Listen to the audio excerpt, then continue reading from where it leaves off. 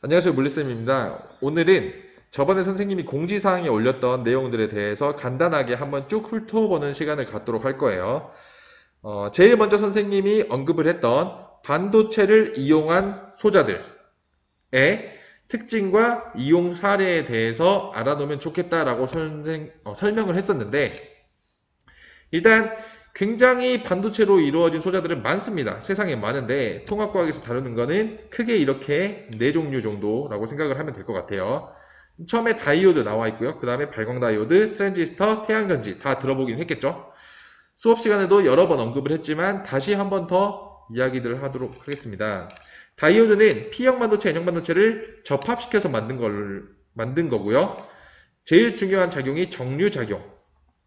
그러니까 한쪽 방향으로만 전류가 흐르게끔 만들어주는 역할을 하는 게 이 다이오드입니다.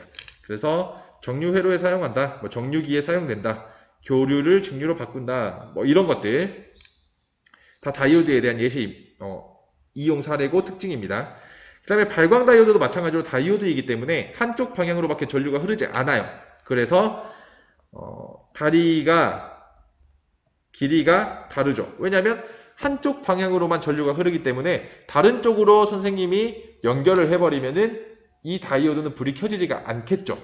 그거를 표현해 놓기 위해서 다리 길이를 다르게 이렇게 만들어 놓은 거고요. 이 발광 다이오드라는 것은 말 그대로 빛을 내는 다이오드입니다. 하지만 선생님이 전기를 줘야, 공급을 해야 빛을 낼 수 있고요. 혼자서는 빛을 내지 못하겠죠. 그래서 전기 에너지를 빛 에너지로 바꿔주는 역할을 하는 다이오드가 발광 다이오드라고 생각을 하면 될 것 같아요. 쓰임새는 굉장히 많습니다. 그냥 불빛이 나오는 거에 대부분 쓰인다고 생각하면 돼요. 리모컨 눌렀을 때 빨간색 불빛 나오는 거, 그 다음에 광통신, 신호등, 조명, 우리 학교 복도 조명도 이렇게 LED로 되어 있고요. 조명, 텔레비전 배경 이런 것들이 다 발광 다이오드가 사용되는 예시들이다 라고 알아놓으면 되겠습니다. 그 다음에 트랜지스터는 PNP, NPN 이렇게 불순물 반도체가 3개가 연결된 게 트랜지스터고요. 트랜지스터 하면은 제일 먼저 떠올라야 하는 작용이 증폭 작용이죠. 물론 스위치 작용도 있지만 증폭 작용이 더 중요하게 다루어지는 것 같아요. 그래서 증폭기에 쓰이고요. 이 트랜지스터가 없는 회로는 거의 없다고 봐도 무방할 정도로 굉장히 많은 곳에 쓰이고 있습니다. 그냥 전자제품엔 다 트랜지스터가 들어가 있다라고 생각을 하면 될 것 같아요. 한번 쭉 읽어보시고요. 태양전지도 마찬가지로 P형, N형이 붙어져 있는, 그러니까 다이오드랑 똑같은 형태를 지니고 있는데 이용 사례라고 해야 될까? 이용 가치가 좀 다르죠. 얘는 전지, 말 그대로 전기 에너지를 생산하는 앤데요. 생산이라기보다는 전환이죠. 뭘 전기 에너지로 전환을 하냐면 빛 에너지를 받아서 전기 에너지로 전환시켜주는 역할을 하는 게 태양전지입니다. 그래서 얘도 똑같은 구조로 되어 있지만 쓰임새가 다르다. 이 정도. 그래서 계산기 전원 켤 때 사용되고요. 태양광 발전할 때 사용되고요. 태양전지 지붕이나 유리창 이런 것들에 사용이 됩니다.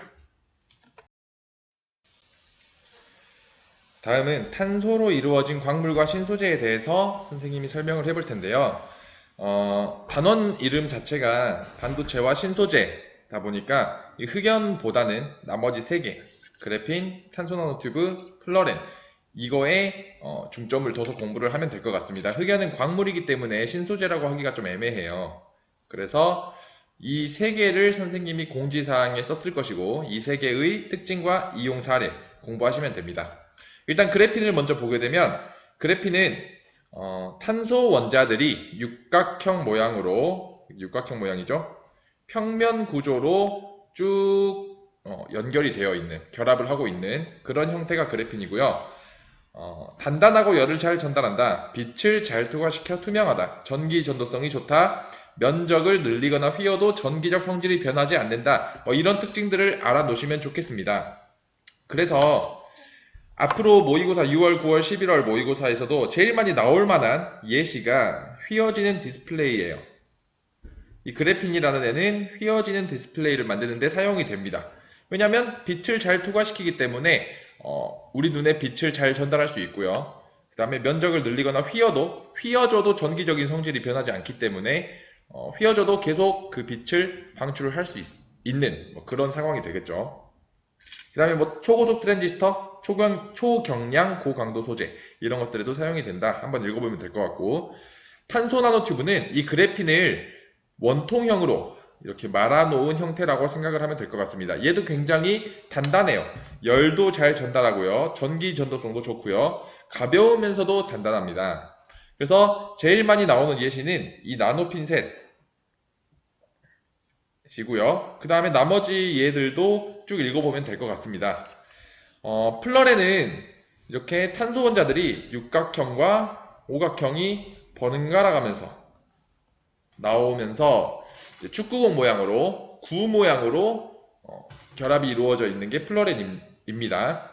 가운데 부분에 비어있죠. 이 비어있는 걸 활용해서 어떤 걸 운반하는 역할을 하고, 지금 우리가 실생활에서 이용하고 있는 부분은 인체 내 의약품 운반, 이쪽에서 플로렌을 이용하고 있다라고 보시면 될 것 같습니다.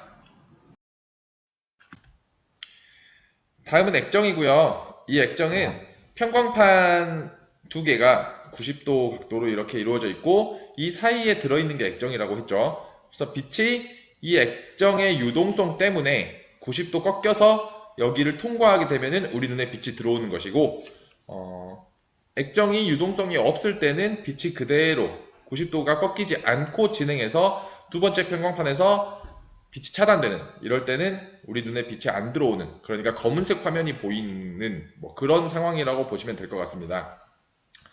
전압이 걸리지 않았을 때, 그러니까 내가 전압을 안 걸어준다면, 액정에 전압을 안 걸어준다면 액정은 유동성이 있어요. 그래서 빛을 꺾을 수가 있고요. 전압을 걸어주면 액정이 배열이 일괄적으로 이렇게 일렬로 배열이 됩니다. 그러면서 빛을 꺾지 못하게 되죠. 그래서 걸었을 때 빛이 안 나오고요. 걸지 않았을 때 빛이 나온다. 뭐 이 정도 알면 될 것 같습니다. 쭉 읽어보고요. 이용도 이제 영상 표현 장치에는 대부분 이 액정이 사용된다고 보시면 돼요. 전자계산기에 그 숫자 나오는 곳, 그 다음에 디지털 온도계에 숫자 나오는 곳, TV 화면, 핸드폰 화면, 이런 곳에는 다 액정이 쓰인다고 보시면 될 것 같습니다. 다음은 초전도체고요. 초전도체는 임계온도 밑으로 내려가게 되면은, 이 임계온도 밑으로 내려가게 되면은 두 가지 현상을 띈다고 했어요. 첫 번째는 전기 저항이 0이 되는 현상. 이걸 보고 우리는 뭐라고 했냐면 초전도 현상이라고 했죠. 그 다음에 두 번째는 외부 자기장을 밀어내는 성질을 띠게 됩니다. 이걸 보고 우리는 뭐라고 하냐면 마이스너 효과라고 했어요. 그래서 이렇게 정리하면 될 것 같습니다. 초전도체는 임계온도 밑으로 내려가게 되면은 두 가지 특별한 성질을 지니게 되는데, 첫 번째 전기적인 성질로는 초전도 현상, 그 다음에 두 번째 자기적인 성질로는 마이스너 효과를 띠게 된다. 이 정도로 정리를 하면 될 것 같습니다.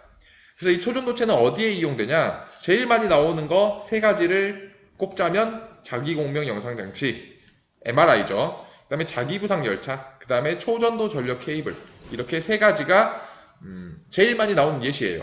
그 다음에 나머지 세 개도 알아놓으면 좋겠죠. 일단 제일 처음에 자기공명 영상장치, 얘는 우리 몸 안을 들여다볼 수 있는 건데 굉장히 큰 자기장이 필요해요. 근데 이거 초등학생 때 배웠겠죠? 중학교 2학년 때도 나오는데 어떤 뭐 달군 쇠못이나 이런 곳에 코일을 감으면 전자석이 됩니다. 여기에 내가 건전지를 연결하게 되면은 얘가 뭐 N극, S극이 만들어져요. 그래서 클립이 막 붙고 그러는데 기억이 나나 모르겠네요. 여튼 이런 전자석을 씁니다. 근데 굉장히 이 자기장, N극, S극이 세야 되기 때문에 여기에 흐르는 전류가 굉장히 커야 돼요. 그래서 이 전류가 흐르는 부분을 초전도체를 이용한다고 보시면 됩니다. 그럼 초전도체는 전기 저항이 임계온도 밑으로 내려가게 된다면 전기 저항이 굉장히 낮기 때문에 적은 에너지로도 굉장히 많은 전류를 흘려줄 수가 있어요. 그래서 이 자기장이 세지는 거고, 그걸 이용해서 MRI를 찍게 됩니다. 그래서 얘는 이름에는 자기라는 말이 들어가 있지만 사실은 전기적인 현상을 이용한 거죠. 그러니까 초전도 현상을 이용한 겁니다. 저항이 0인 부분을. 그 다음에 자기부상 열차는 둘 사이의 청력을 이용한 거기 때문에 자기적인 거죠. 마이스너 효과 이용한 거고요. 초전도 전력 케이블은 케이블이긴 한데 전력 손실이 굉장히 적은, 그러니까 전기 저항이 0인 걸 이용한 전기적인 성질을 이용한 예시입니다.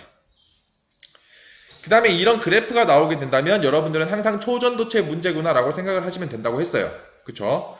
여기 온도를 기준으로 갑자기 저항이 뚝 떨어져서 Y축 전기 저항이 0이 된 부분이 있다라는 건 이건 초전도체구나 라고 알면 됩니다. 이 부분이 임계 온도고요. 그 다음에 이 그림은 뭐 자석이 떠있든 그 초전도체가 떠있든 일단 뭐가 떠있는 문제가 나온다면 초전도체 문제다라고 생각하면 될 것 같습니다. 얘는 마이스너 효과를 그림으로 표현해 놓은 거예요.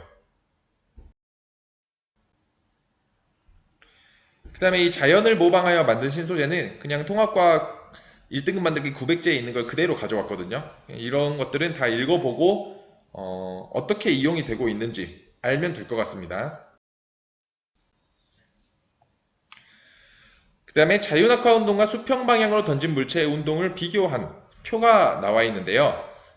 이 부분은 자유낙하 운동과 수평 방향으로 던진 물체의 운동 중에 이 연직 방향이 똑같은 운동을 한다고 선생님이 계속 강조를 했을 거예요. 얘 둘이는 똑같은 운동을 합니다. 그래서 들어있는 내용도 같아요.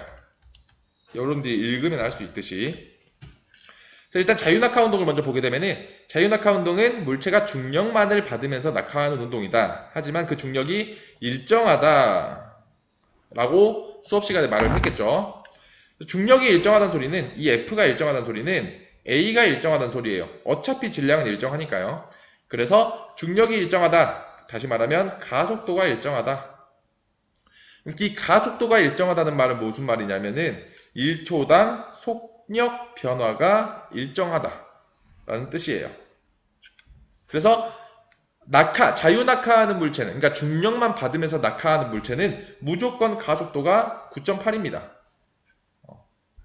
9.8 미터 퍼 세크 제곱의 가속도를 가지고 떨어지게 되는데 이걸 보고 우리는 뭐라고 하냐면 중력 가속도라고 하죠. 그래서 이 말인즉슨 1초당 9.8m per sec씩 속력이 증가한다 라고 알아두시면 되겠고요. 가속도가 일정하기 때문에 얘는 등가속도 운동이죠. 그리고 연직 방향도 마찬가지입니다. 이렇게 던졌을 때 얘가 이렇게 떨어질 텐데 이걸 X방향, 이 방향과 Y방향, 이 방향으로 나눴을 때 얘가 연직 방향이에요. 이 연직 방향의 운동은 자유낙하 운동이랑 똑같은 운동을 합니다. 그러니까 그냥 여기서 자유낙하 시킨 이 물체랑 앞으로 던진 이 물체를 비교했을 때 떨어지는 속도는 똑같다는 말이에요. 어차피 Y축 방향은 똑같은 운동을 하니까요. 그 다음에 수평 방향, 이 방향을 보게 된다면 수평 방향으로는 내가 던진 이후에는 중력이 항상 아랫방향으로만 작용해요. 그러니까 연직 방향으로만 작용하죠. 이 방향으로만 작용해요. 그러면은 이 수평 방향으로는 작용하는 힘이 있을까요? 없을까요? 없겠죠. 작용하는 힘이 없으니까 F가 0이므로 A도 0. 가속도가 0이라는 소리는 속도 변화가 없다라는 소리예요. 속력 변화가 없음. 그럼 속력이 일정하다는 소리겠죠. 예를 들면 5m per sec로 일정하다라는 소리는 1초에 계속 5m씩 간다는 소리겠죠. 그래서 1초당 이동하는 거리가 일정하다라는 소리고 이런 운동을 보고 우리는 뭐라고 하냐면 등속도 운동이다 또는 등속 직선 운동이다 라고 합니다. 이렇게 글로만 표현하면 잘 모르니까 그 3페이지에 그림도 하나 넣어봤는데 그것도 한번 보면서 이야기를 하도록 합시다. 여기서 지금 똑같은 높이에서 얘는 자유낙하를 시키고 있고요. 얘는 앞으로 던졌는데 어차피 내려가는 방향, 그러니까 연직 방향의 운동은 자유낙하나 앞으로 던진 물체나 똑같습니다.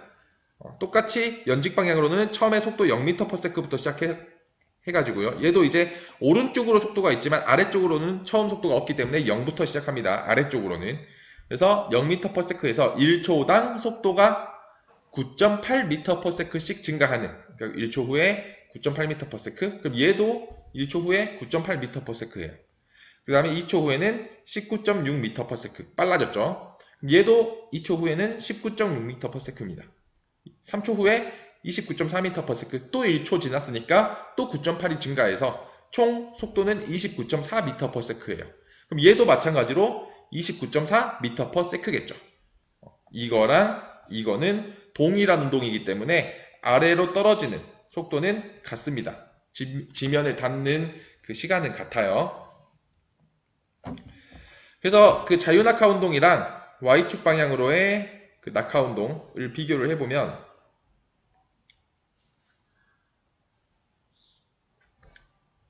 비교한다는 소리보다는 이제 그래프로 나타내 보면 속도 시간 그래프, 속력 시간 그래프, 그 다음에 이동거리 시간 그래프. 이것도 수업 시간에 한 번씩 했을 거예요. 속도 시간 그래프는 처음에 속력 0이니까요. 처음에 0. 그 다음에 1초 후에 속력이 9.8이 됐죠. 그래서 1초 후에 9.8, 2초 후에는 19.6, 3초 후에는 29.4 이런 식으로 이런 식의 그래프가 나온다고 수업 시간에 이야기를 했던 것 같아요. 그쵸? 그 다음에 거리 시간 그래프는 여기서는 바로 알아먹을 수 없지만 우리가 저번에 학습지에 있던 걸로 해보니까 대충 이런 모양이 나오더라. 이차 함수 모양의 그래프가 나오더라 라는 걸 알 수 있었습니다. 그 다음에 얘도 마찬가지고요. 그 다음에 여기 수평 방향의 운동을 그래프로 한번 표현을 해볼게요.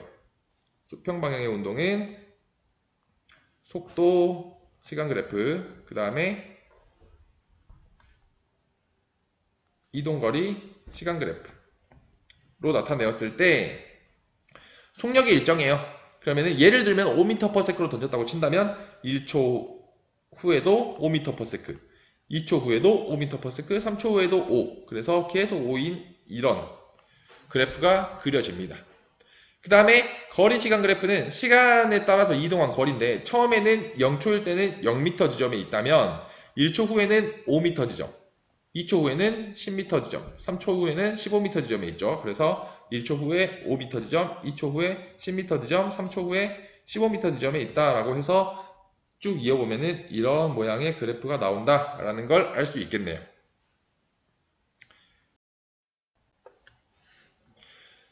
마지막으로 중력이 자연현상과 생명체에 미치는 영향. 이것들은 뭐 책에 있는 내용이고요. 프린트에 있는 내용까지 여러분들이 다 종합해서 공부를 하시면 될 것 같습니다.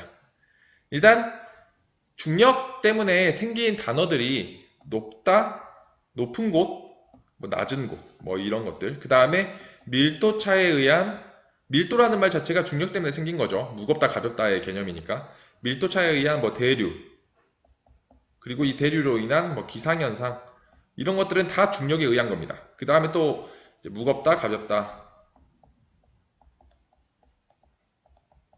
이런 것들은 다 중력에 의한 거니까 이런 말들이 나온다면 아 이거 중력 때문이구나 라고 생각을 하시면 대부분 맞아요.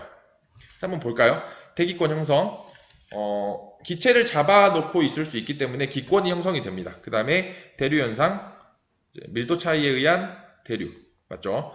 날씨 변화, 얘도 이제 물의 순환 이런 것들에 따라서 나타나는 현상들이니까 이것도 맞고, 다양한 지형 형성, 높은 곳에서 낮은 곳으로 뭐가 떨어진다거나 이러면서 이제 지형이 형성이 되는 거죠. 중력 때문에 어떤 게 뭐 갈라진다거나 이런 것들 때문에. 식물의 뿌리 아래쪽으로 뻗어나가는 거, 그 다음에 동물의 몸 구조. 큰 동물들은 그만큼 골격이 크고 날아다녀야 하는 뭐 참새들이나 새들은 뼈가 좀 가볍고 이런 특징들은 다 중력에 의한 현상입니다. 중력의 영향이죠. 그 다음에 중력이 없다면 불꽃 모양 자체가 길쭉하게 나타나지 않고, 왜냐면 밀도차에 의해서 따뜻한 공기가 위로 올라갈 필요가 없으니까요. 그래서 길쭉하지 않고 둥근 모양이 되고, 근육이 줄고 뼈와 칼슘과 무기질이 빠져나가 뼈가 약해진다. 우리가 굳이 우리 몸을 지탱할 필요가 없으니까 근육이 줄겠죠. 그 다음에 평형을 유지하는 전정기관에 이상이 생겨서 방향 감각이 둔해진다. 이제 아래쪽 위쪽이 사라지는 거예요. 중력이 없으면. 그러다 보니까 방향을 담당하는 이 전정기관에 이상이 생기게 되겠죠. 이런 것들을 다 알아놓으시면 될 것 같습니다. 수업은 여기까지고요. 열심히 공부하셔서 좋은 결과 있었으면 좋겠습니다. 고생하셨습니다.